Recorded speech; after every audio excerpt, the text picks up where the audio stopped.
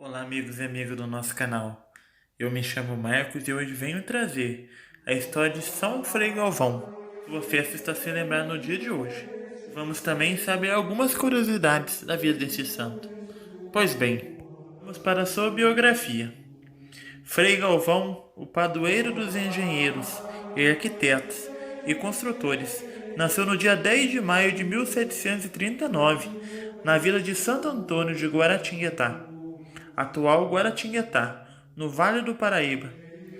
A vila estava na região chamada Capitania de São Paulo, hoje Estado de São Paulo. Galvão era o quarto de 10 filhos de uma família muito religiosa, rica e nobre. Seu pai Antônio Galvão de França, português, era o capitão-mor, prefeito da vila, comerciante e pertencia à Ordem Terceira Franciscana, e era famoso por sua generosidade. A mãe de Antônio Galvão era Isabel Leite de Barros, mulher generosa, filha de fazendeiros e descendente da família do bandeirante Fernão Dias. Galvão viveu até os 13 anos na casa de sua família em Guaratinguetá, São Paulo. Quando atingiu esta idade, foi enviado pelos pais ao seminário jesuíta Colégio de Belém, em Cachoeira, na Bahia, para estudar ciências humanas. No mesmo seminário já estava o irmão de Frei Galvão, José, de apenas 19 anos. Galvão estudou no seminário de 1752 a 1756, onde progrediu nos estudos, especialmente na construção civil e na prática cristã. Em 1755, recebeu a notícia da morte prematura de sua mãe. Este fato fez com que ele assumisse Santa Ana Santana, de quem era devoto, como mãe espiritual, tanto que seu futuro nome de religioso seria Frei Antônio de Santana Galvão. Ele queria ser jesuíta, mas as perseguições contra os jesuítas, instauradas pelo Marquês de Pombal, obrigaram-no a seguir o conselho do pai e se tornar franciscano, no convento de Macacu, em Itaboraí, Rio de Janeiro. Em 11 de julho de 1762, Frei Galvão foi ordenado sacerdote e transferido para o convento de São Francisco, na cidade de São Paulo. Lá, ele continuou os estudos de filosofia e teologia. Em 1768, foi nomeado confessor, pregador e porteiro do convento. Era um cargo importante na época. Frei Galvão se destacou nesse cargo de tal forma que a Câmara Municipal lhe deu o título de O Novo Esplendor do Convento. Em 1770, foi convidado para ser membro da Academia Paulistana de Letras. Isso porque ele compunha peças poéticas em latim, odes, ritmos e epigramas. Suas composições foram sempre bem metrificadas e cheias de profundo sentimento religioso e patriótico. Entre 1769 e 1770, Frei Galvão recebeu a missão de ser confessor no recolhimento de Santa Teresa, um tipo de convento que abrigava devotas de Santa Teresa d'Ávila, em São Paulo. Lá, ele conheceu a irmã Helena Maria do Espírito Santo, uma freira penitente que dizia receber um pedido de Jesus, a fundação de um novo recolhimento. Galvão estudou essas mensagens, consultou outros teólogos que as reconheceram como verdadeiras e sobrenaturais. Num tempo em que construções de conventos, de ordens religiosas e até de igrejas estavam proibidas em todo o império pelo Marquês de Pombal, Frei Galvão assumiu as consequências e fundou um novo recolhimento, chamado Recolhimento Nossa Senhora da Luz. A fundação foi em 2 de fevereiro de 1774. A identidade espiritual da nova fundação era baseada na Ordem da Imaculada Conceição. Frei Galvão escreveu os estatutos, as regras e deu todo o amparo necessário para que o pequeno recolhimento se tornasse de fato uma congregação religiosa. Irmã Helena e mais 2 jovens vocacionadas foram morar no recolhimento. O recolhimento, porém, nada mais era do que um casebre afastado da cidade, no meio do mato. Este local é hoje o mesmo onde hoje está o Mosteiro da Luz, construído por Frei Galvão. Ali, por causa da construção iniciou-se no bairro da Luz, na cidade de São Paulo. Aos poucos, outros jovens vocacionados foram entrando no recolhimento, confirmando a profecia de irmã Helena. Quando o recolhimento tinha pouco mais de um ano, um fato surpreendente mudaria todo o rumo da história. Irmã Helena faleceu repentinamente no dia 23 de fevereiro de 1775. Por isso, Frei Galvão se viu obrigado a se tornar o novo diretor do Instituto e novo líder espiritual das irmãs. Nisso, um grande número de moças vocacionadas começaram a vir para o recolhimento. Aos poucos, não havia mais lugar para acomodá-las com dignidade no casebre. Por isso, Frei Galvão, usando das habilidades que aprendera com os jesuítas, projetou e começou a construir o Mosteiro da Luz. No começo, ele e as irmãs trabalhavam na obra. Depois, os pais das irmãs do recolhimento começaram a enviar escravos e dinheiro para ajudarem na construção. O povo, vendo a grandeza da obra, começou a ajudar com mantimentos, alimentos para todos e materiais de construção. Um governador novo, porém, chegou a São Paulo e quis pôr a ordem do Marquês de Pombal em prática, mandando fechar o recolhimento. Frei Galvão obedeceu, mas as irmãs se recusaram a sair do recolhimento. O governador então começou a agir com violência, enviando tropas e ameaçando destruir tudo. Mas o povo se revoltou e o governador teve que ceder. Assim, Frei Galvão voltou a liderar a construção, o recolhimento.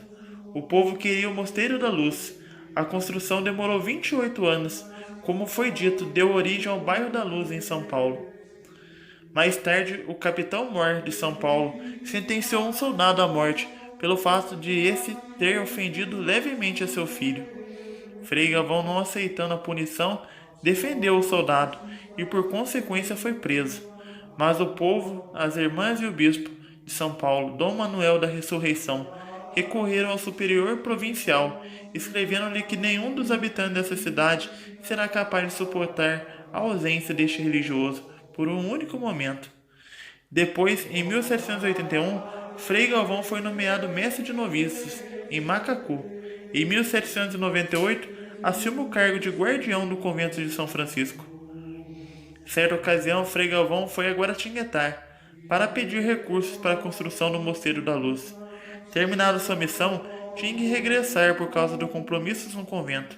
Nisso, alguns homens vieram pedir que ele fosse até uma fazenda distante rezar por um amigo deles, que estava padecendo com uma pedra no rim há dias. O homem estava quase para morrer de tanta dor. Impossibilitado de ir até lá, Frei Galvão teve uma inspiração. Escreve num pedacinho de papel uma frase do ofício de Nossa Senhora. Depois do parto, ó Virgem, permanecesse intacta. Mãe de Deus, intercedei por nós. Frei Galvão embrulhou o papelzinho em forma de pílula e deu aos amigos do doente, dizendo que ele tomasse aquilo em crime de oração, rezando o terço de Nossa Senhora. Mais tarde, espalhou-se a notícia da cura daquele doente. Tempos depois, o frei foi procurado por um homem aflito. Sua esposa estava em trabalho de parto há quase um dia e corria risco de morte. O religioso fez 3 pílulas e deu ao homem com as mesmas recomendações. O homem levou as pílulas para a esposa, que as tomou e conseguiu dar à luz um filho com saúde. Daí em diante, a fama das pílulas de Frei Galvão se espalhou. O povo começou a procurá-las de tal forma que ele teve que pedir às irmãs do recolhimento que produzissem as pílulas. Depois ele as abençoava e as irmãs distribuíam para o povo. Desde esse tempo há inúmeros relatos de graças alcançadas através das pílulas de Frei Galvão. Em 1811, Frei Galvão fundou o convento de Santa Clara, em Sorocaba. 11 meses depois, voltou para o convento de São Francisco, em São Paulo. Nos últimos anos de sua vida, já sentindo dificuldade de caminhar no convento franciscano, onde morava, até o Mosteiro da Luz, para orientar as irmãs e atender o povo. Frei Galvão conseguiu permissão do bispo Mateus de Abreu Pereira e de seu tutor para ficar no mosteiro que ajudara a criar e que era a sua vida. Ali, Frei Galvão atendia o povo, orientava, aconselhava e rezava pelas pessoas, ensinava as irmãs. Frei Galvão era um homem de muita e intensa oração. Por isso, Alguns fenômenos místicos em sua vida foram presenciados por testemunhas. Fenômenos como o dom da cura, dom de ciência, bilocação, levitação foram famosos durante sua vida, sempre em vista do bem de doentes, moribundos e necessitados.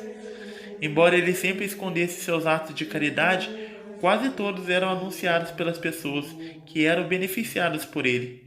Com muitas esmolas que ele recebia de pessoas ricas, ele pagava dívidas de pessoas presas nas mãos de agiotas e se mantinha oculto. Só depois de muito tempo os beneficiados ficavam sabendo que Frei Galvão é quem tinha ajudado. Frei Galvão veio a falecer no Mosteiro da Luz, no dia 23 de dezembro de 1822, poucos meses depois da independência do Brasil. Faleceu na graça de Deus, com fama de santidade. Uma multidão de luto veio se despedir do santo, que encantou a cidade de São Paulo. Ele foi sepultado na igreja do Mosteiro da Luz. Até hoje o seu túmulo é destino de peregrinação de fiéis que vêm pedir e agradecer graças recebidas pela sua intercessão. O Mosteiro da Luz foi declarado Patrimônio Cultural da Humanidade pela Unesco. No local também está localizado o Museu de Arte Sacra de São Paulo, que guarda um dos mais representativos acervos do patrimônio sacro brasileiro, originalmente reunido por Dom Duarte Leopoldo e Silva, primeiro arcebispo de São Paulo.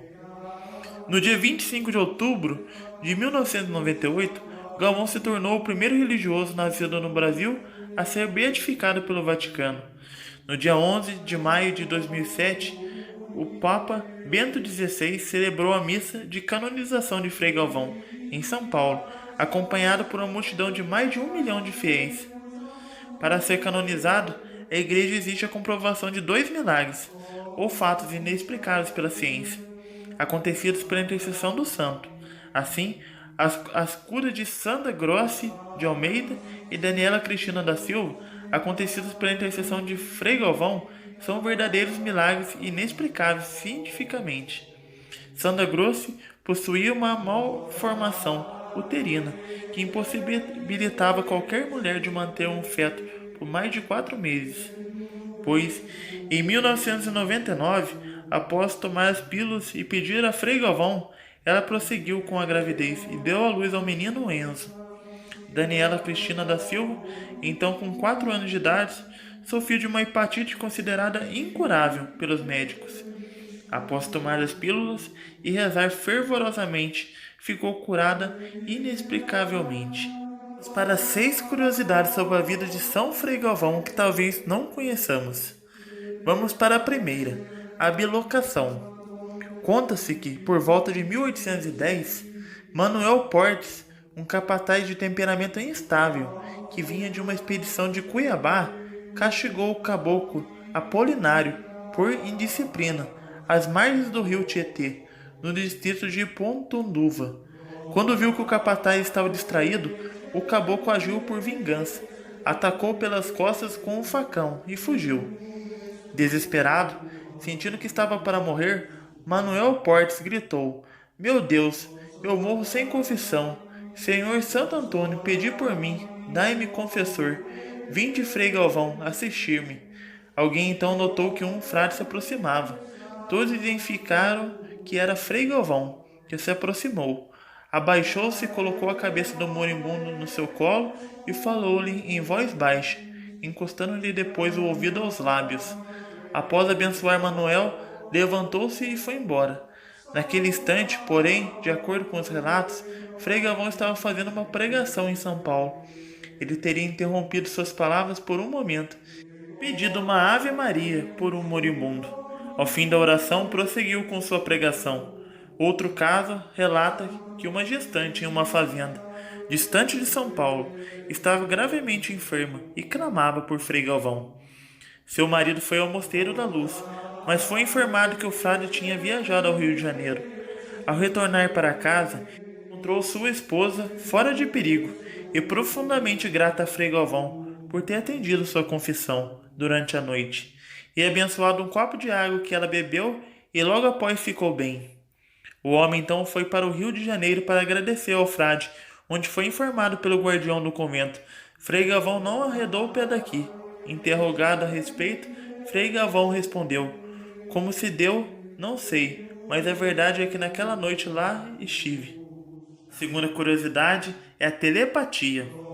Certa vez, indicam os relatos históricos, Frei Galvão era conduzido em uma cadeira coberta por uma cidade. Senhora viu uma cadeirinha de sua janela de rótulos, sucumbida pelas amarguras da vida. A mulher pensou: ah, se Frei Galvão se lembrasse de mim, se ao menos me desse sua bênção.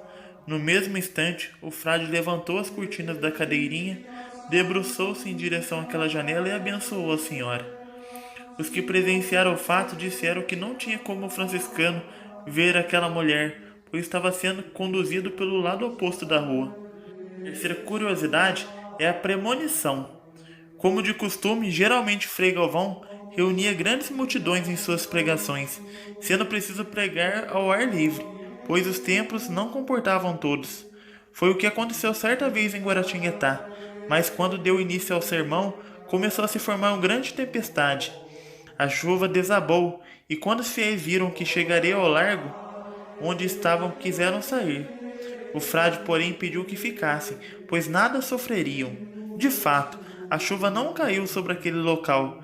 De acordo com testemunhas, certa vez levaram uma menina à presença de Frei Galvão. Ao conversarem, ele perguntou à pequena sobre o que ela desejava ser. Ela respondeu que queria ser religiosa. O franciscano a abençoou e profeticamente lhe confirmou a sua vocação. Mais tarde, aos 19 anos, a jovem ingressou em um convento. A quinta curiosidade é a levitação. Dentre os relatos que apontam o dom da levitação, um deles é o de uma senhora que, ao caminhar pela rua, observou que o frade estava se aproximando, todo recolhido. Ao se cruzarem, ela exclamou: Senhor Padre, vós me anda sem pisar no chão? Frei Galvão sorriu e saudou, e seguiu adiante. Era a tradição antigamente que quando os sinos badalavam fora dos horários de reza, era porque algo havia acontecido. Então a comunidade se reunia, foi o que aconteceu certo dia, quando os sinos do mosteiro começaram a tocar. A população logo agrupou, atendendo à convocação. Já idoso, Frei Galvão anunciou: rebentou em Portugal uma revolução, talvez a de 1820. Em seguida relatou detalhes, como se estivesse vendo tudo pessoalmente. Semana mais tarde chegaram notícias, confirmando as visões do franciscano. Pois bem, meus amigos e amigas, essa é mais uma história do santo brasileiro que temos muito orgulho em dizer. Rezemos pedindo a intercessão de São Frei Galvão para todas as calamidades, tudo aquilo que nós necessitamos, no espírito e no corpo, ao qual pedimos com muita fé, pela intercessão de São Frei Galvão e de Nossa Senhora Aparecida, que nós possamos alcançar, mediante a nossa fé. Rezemos. Ave Maria, cheia de graça, o Senhor é convosco. Bendita sois vós entre as mulheres, e bendito é o fruto do vosso ventre, Jesus. Santa Maria, Mãe de Deus, rogai por nós, pecadores, agora e na hora de nossa morte. Amém. São Frei Galvão, rogai por nós. Nossa Senhora Aparecida, rogai por nós. São João Paulo II, rogai por nós. Muito obrigado pela sua companhia. Até o próximo vídeo. Fique com Deus, com as bênçãos da Virgem Maria.